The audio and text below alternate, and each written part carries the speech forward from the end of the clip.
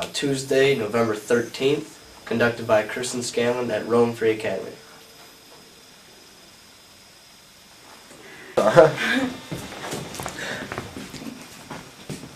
You already scanned the picture, right? I just want to thank you again for coming back and doing this interview. You can see that you spent 32 years in service, but what we want to do is focus on the years when you were in World War II specifically.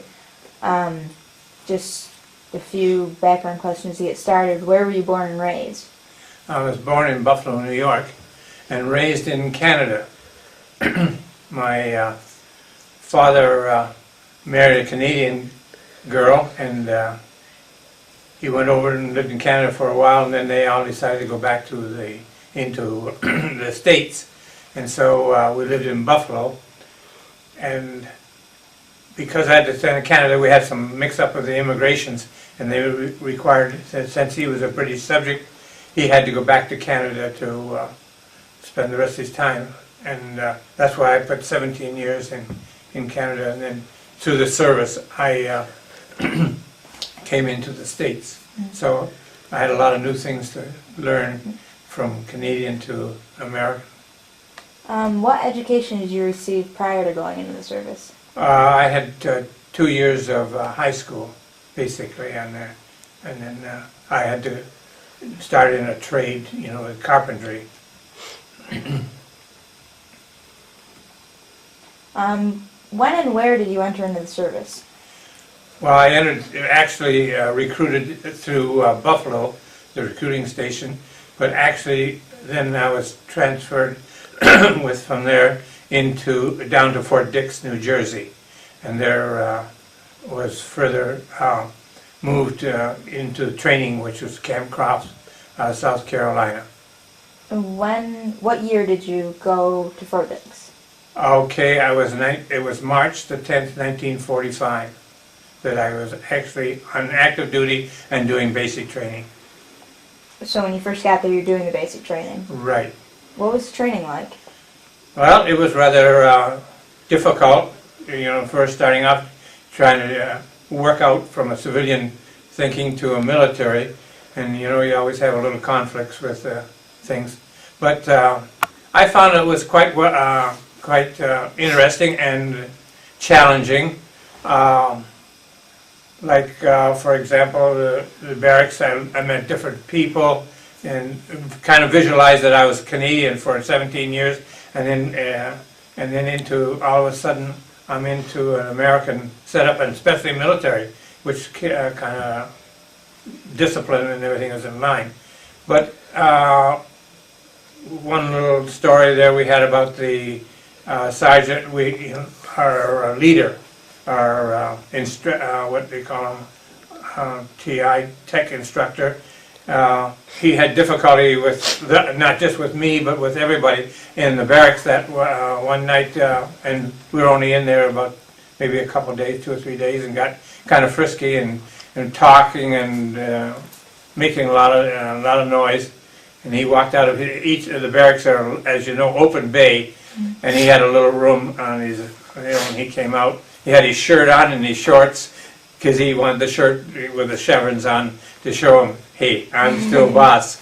And he flipped the light and says, okay, you all want to play, let's go. And so he had us scrub the barracks down, and it was cleaning the latrines and moving all the bunks and getting things lined up.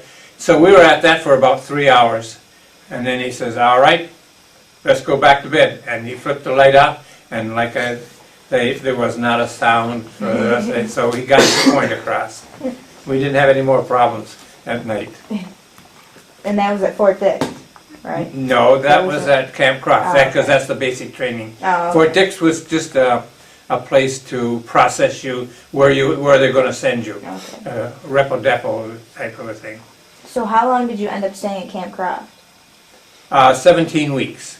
Yeah, because I took advanced training, infantry training too, because they were preparing us for the invasion of Japan. And I was in the heavy weapons, which consisted of the heavy 30 caliber machine gun and the mortar, that 81 millimeter mortar. So we had different things of that nature. How did you get sent to the Pacific? I think it's just that they had enough manpower in Europe, and the war was coming down in that time, and pretty well. So there was still the invasion of Japan. So all manpower basically was heading for the Pacific. And how long did you end up staying in the Pacific? Basically about 9 months, 9 to 10 months. That amount of time, you know, when we got on ship, from the ship down to the Philippines, it was about a little over 9 months. When you were going over on the ship to the Pacific, what was the atmosphere like on the ship? Yes, it was rather strange. You know, we had our details there, but we were also, I was what they call a casual. And a lot of us were there. That means that we were not assigned to any unit. And this, when we arrived at Camp Stoneman in California at San Francisco, there was the Black Hawk Division there. Now they moved as a unit, and they knew their sergeants, they knew their commanders, and they were handled as one big unit. We could even call it a big family, like. With us, many of us, we went just wherever, we were just as a casual, we were to be assigned wherever somebody else to fill up the ranks on other organizations. And that was kind of sad in a sense, because we didn't have that, it kind of got lonely, you know, we didn't know anyone. And so you were kind of on your own. And I always thought it would be nice to send you over as with a unit that you had been you took your basic training with, did your advanced training with, and then here you're going into combat with people that you, as I had mentioned before, that you know and are friends. What was your rank when you were getting sent to the Pacific and when you were there? As a private. Right. What were your duties when you got to the Pacific? Well, basically, I was, well, first of all, you know, we were on that ship, and we had those duties to do. And then once I got assigned into the Philippines, I was at administration, you know, office work and stuff. But I also, you know, that was the time that we were waiting in the bay there for our advanced training, also for beach training to enter into Japan, for the invasion of Japan. And so the word came down from the president and that they had dropped the A-bomb, and therefore that type of infantry training and all that wasn't necessary anymore, because the Japanese had surrendered.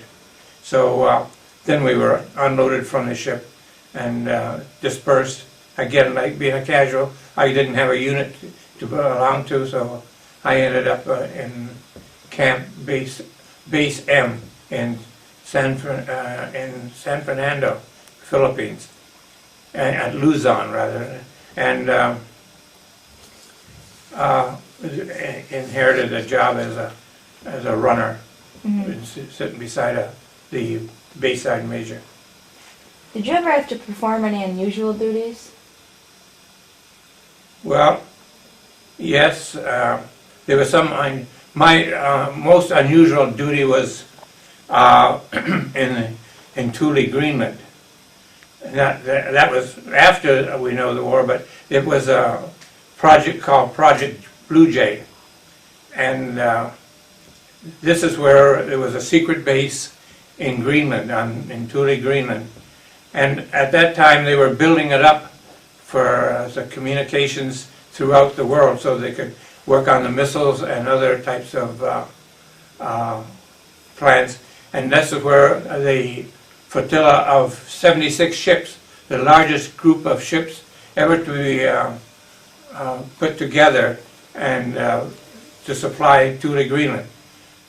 And so it was interesting that once that flotilla of ships came into the fjord, it was like D-Day, because this was, D-Day of course had greater amounts of ships than that, but 76 was quite a lot. And then they unloaded and they built the base with stainless steel barracks put together from the supplies there, and more permanent facilities. So in case of our living conditions were better, and the food, and they brought all this, and warehouses were built. So it was a massive thing, almost like the same as D-Day. To us, in a sense, it was. It, of course, not without they were not firing weapons or anything like that, so it wasn't as traumatic as D-Day was. But at least the ships were there. Getting back to life in the Pacific, what was your everyday? Everyday, well, it was more or less. I had the job. We had certain other KP things to do and barracks, but not much in barracks life, because they were made out of palms, and they're all open. Barracks were all open. They were screened, but there were no windows or anything else you have to wear. The weather was so warm that you just had to have open thing. It's interesting that sometimes with the palm leaves or whatever they used for the roofing, thatch-like sort of thing, that the insects would come down and drop down on you, and you'd have to have nets there. We had to sleep with mosquito nets all the time, because malaria was very prevalent in most cases. But it was really not because the war had ended, and there was that where you had an opportunity, you had to make work, and so it was difficult in keeping busy. Sometimes we had different jobs to do, like I say, and at night I used to go and practice to use a typewriter so I could be a better clerk, become a clerk typist, and I was able to accomplish that. So besides, it's interesting to see Filipinos going through your camp area. The ladies were with banana, they had carried bananas on their top of their head, and they were selling those. And they had always a nice big cigar, smoking one down there. So it was, quite unique in seeing that different type of life that we never had before. Can you tell me how our equipment that we use differed from what the Japanese used? Yes, I had an opportunity to also work with the prisoners, and we had clothing. They had stacks and stacks of clothing on the beaches, and Japanese were using those to, I don't know why they were gathering and wearing 2 and 3 pieces of uniform, whether they were going to take them back and make clothes out of them, a different type of clothes out of them or not. But I had a chance to talk to a sergeant major, and he spoke English. Matter of fact, he's better English than I. And we discussed the weapons, and the fact that our weapons were antiquated compared to some of theirs. Like, for example, the 30 caliber machine gun was water cooled. We were about the only ones in the British that had those types, and they were in World War I, and so they carried them on through. And the fact that they were difficult in combat was the fact that when the barrels got hot, the water got hot as well, and the steam come floating up from the cylinder over the barrel. And it was the Japanese had an opportunity to spot us and know where the machine gunners were located. So that was a bad thing. They also had a mortar, a small one, what they call the knee mortar, and that was where they could get up closer to into combat without and lob these mortars, missile type thing into the ranks of the Americans. The Americans had 81 millimeter mortars, which were very heavy. The tripod was about 50 pounds. The base plate, which you set the mortar on, it was stroke like this, was another 53 or 4 pounds. So carrying these things for any distance was very hard work, especially in the jungle. And so they could come in quickly, get up close, and take advantage of us. We did have a better rifle, which was called the Grand, and it was a semi-automatic weapon, 30 caliber. And they had what we call a bolt action type of a weapon, where they'd have to do it. Each shot would have to be, they'd have to take a maneuver, bring the bolt back, and then bring it forward and down again, which takes time. Mm-hmm. And with us, we had the semi-automatic. We could shoot 8 shots off rather quickly, and so that was to our advantage. The Japanese had also in clothing, they had the rubber shoes that they could be very quiet through the jungle in their fighting, and compared to us with our combat boots, and we made rather a lot of noise, which Americans are very prone to do. Now, I saw in your questionnaire that you trace a Bataan death march. Can you tell me what that was like? Yes, I had an opportunity then to go only about 5 miles up on the road to the camp, which was Camp McDonald, where our people were forced to march on the death march there. And first of all, I realized the heat that they must have had to experience, because I had a couple of canteens, and it wasn't long before I had already exhausted all the water that I had in that walk. But I could see from then, and it was jungle. You visualize it, a lot of jungle in the Philippines, a lot of trees, very heavy vegetation, and so I tried to penetrate some of that, and to see how they would escape, and I could see where they'd have problems, and so I really understood what hardships that they had gone through, and to walk those miles. I also had a chance to go to Corregidor, the last bastion of holdout for the Americans. That's where General MacArthur left to get on to he went in further inland though to pick up the PT boat, but in that area he took off there, and then when he left General Wainwright, I saw some of their facilities and their caves that they talk about, a lot of, or rather they call them the tunnels. And of course they had a lot of weapons and things were left there exposed.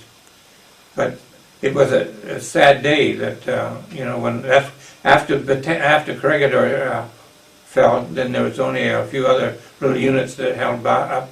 So that was the last of it, and then we lost the Philippines to the Japanese. Is there anyone in particular that you remember through your years of the service? Yes. Again, this is not within the World War II, but my last commander, which was General Charles Jiggett, he was a Tuskegee Institute graduate there, and he was my commander, and also he was the commander of North Command, the communications area for all of this area up here in Northeast, and which entailed maybe about 30 or 40 units, bases. And so, but what I liked about him was the fact that he was very strict on maintaining an image for the airmen to guide themselves by. As he had said many times, that we are ambassadors military ambassadors, and therefore we should conduct ourselves in a proper manner. Also, he used to go through the offices and always have a good word for us, and if anybody needed some help, and here he was a general, but he had time. He was an enlisted man. He came up through the ranks, so he was, and to achieve that was quite an accomplishment. But he never forgot the fact that he was an enlisted man, and that we do have problems, and he was there to help us. So I always have fond thoughts of him, especially being my last commander. You had mentioned about the dropping of the A-bomb before. What did you think about President Truman's decision to do that? Yes, I thought it was the right thing to do, because otherwise I'm sure all of us would have been washing up on the beaches. As we know that in Okinawa and Iwo Jima, one of the last two great battles, they fought to the death. And we felt that on the homeland, they would certainly do that again. And they would take an awful lot of good Americans with them. And after everything was said and done, they thought perhaps they possibly have saved, by using the A-bomb, that they had saved maybe 1 million of American troops. And so I know it was very hard on the Japanese having a bomb like that fall on them, but they, as you know, they didn't surrender on the first one, and so they hung in there pretty hard. Yes, he did the right thing. I know it was a hard decision, and it was a very difficult decision, but he did it, and that's maybe one good reason why I'm here to be at the time. When did your active duty in World War II end? Basically, in February of '46.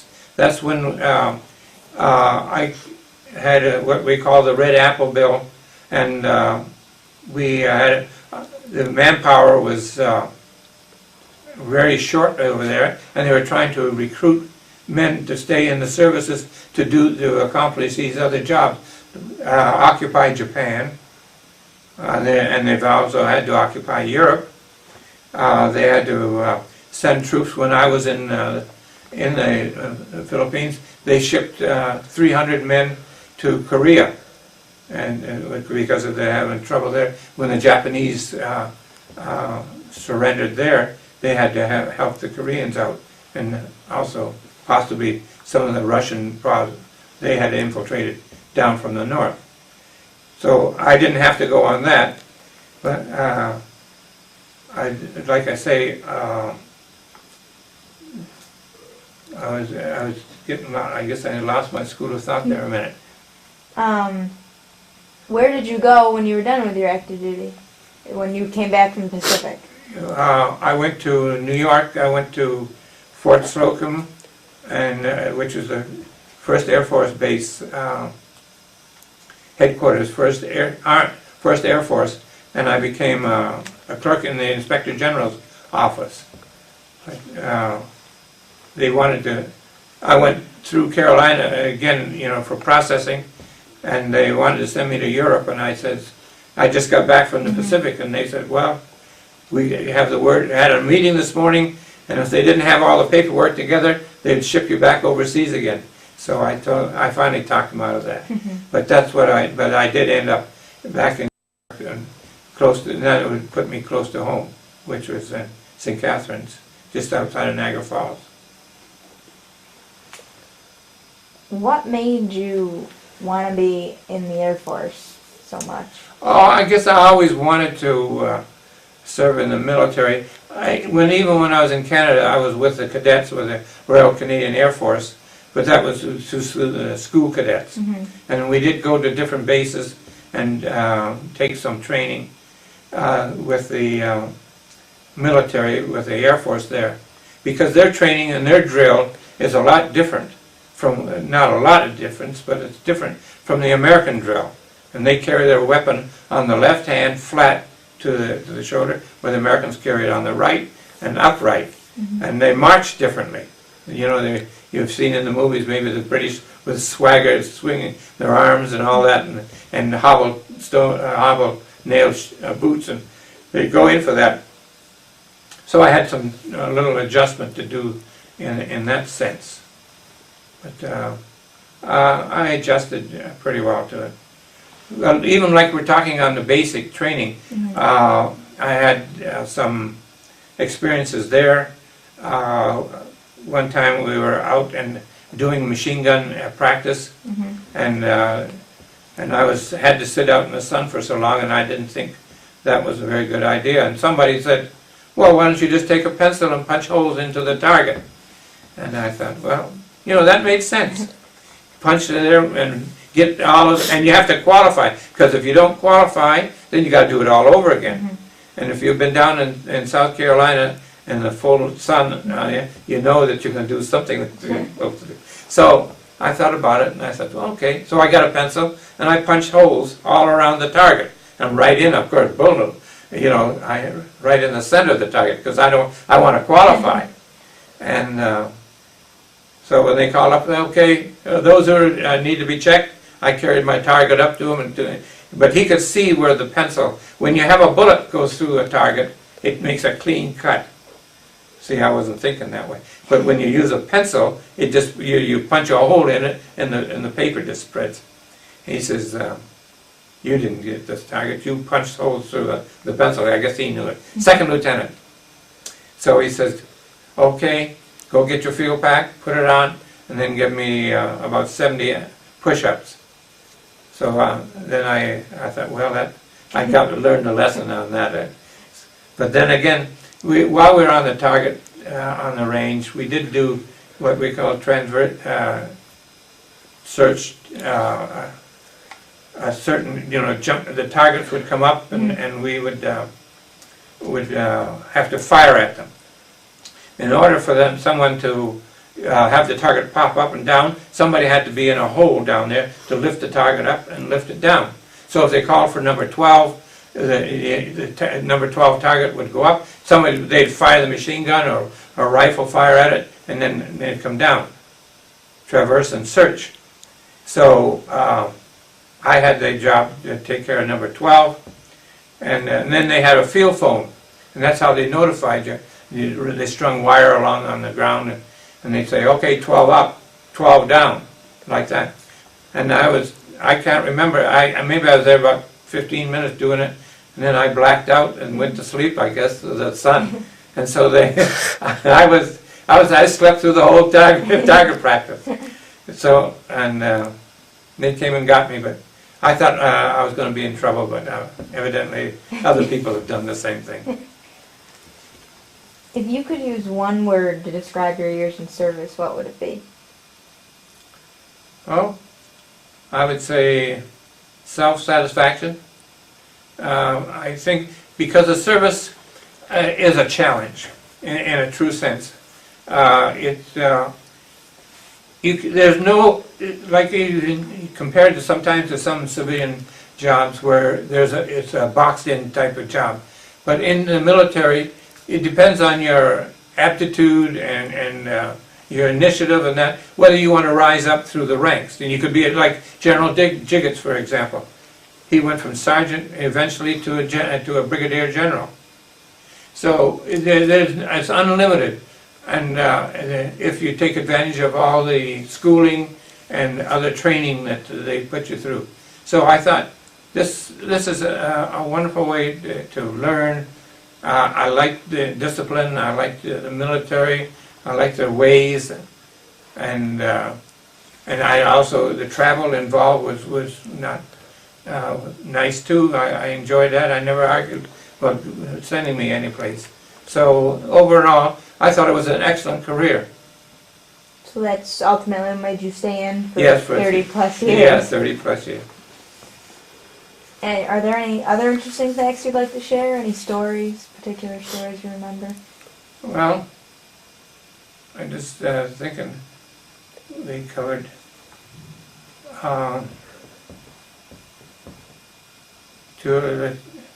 more or less into the Philippines there. Trying to think. Oh, yes, we had one story there that was kind of funny, maybe a little silly. When we first got there as green recruits, we were camped in Luzon before we moved further down into San area. We thought at night that there was a Japanese up in a palm tree. Mm-hmm. And everybody was gathered around and saying, yes, I can see his leg, and yes, I can see his foot, and there's his helmet. And the palm tree is perhaps about 50 feet high or so. So, you know, it's at night, and a young GI imagination can get carried away quite a bit. So we were all there for, I'd say, about an hour. Yeah, looking, and we didn't have any weapons with us. But then an officer came along and says, what's going on? And we told him, there's a Japanese soldier up there. And he says, no, there's not. And so he dispersed us, and that was one way, I guess, that we all went back to our quarters. But we thought, disappointed, you know, we'll never get into combat. Just as well we didn't, though. Yeah. Is there any other facts you'd like to share? No, I can't think too much in that area. Trying to bring it up. Overall, or just basically in World War II, right? Either or. Either or. We had different. We were in Newfoundland and in Greenland quite a bit. I worked with the troops there, but that was working on ships and unloading ships, bringing in cargo and stuff to build up down in the bottom part. We had what they call two bases, Sandrestrom and then Narsarsuaq. And as you know, that Greenland is owned by Denmark. So we did a lot of supplies and stuff there.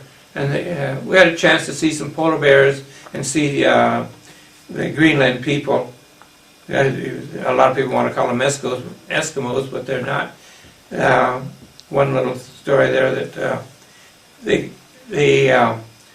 Danish people who kind of supervises them told us we may have to stop putting in the trash area in the dump toothpaste because they were eating it as candy. You know, some of the tubes were not perhaps already emptied, and so they said, "Would you mind stop?" You know, because they're doing that sort of thing. And with the Greenlanders, we had to be extremely careful because they are receptive to our diseases, tuberculosis and things like that. They never had any exposure before, and so they tried to keep us separated. Even when I was in Greenland, when they had the dogs and that sort of thing running through, and you know, with their sleds, they'd like to come into camp, but they try to chase us, keep us away from them, because it wouldn't take long for them to get sick, and then we'd have to take care of them in the hospital there. But I think that's just about all I can think of right now offhand. Well, that pretty much concludes our interview. I just want to thank you again for coming and agreeing to do this interview with us. All right, thank you very much. I appreciate it.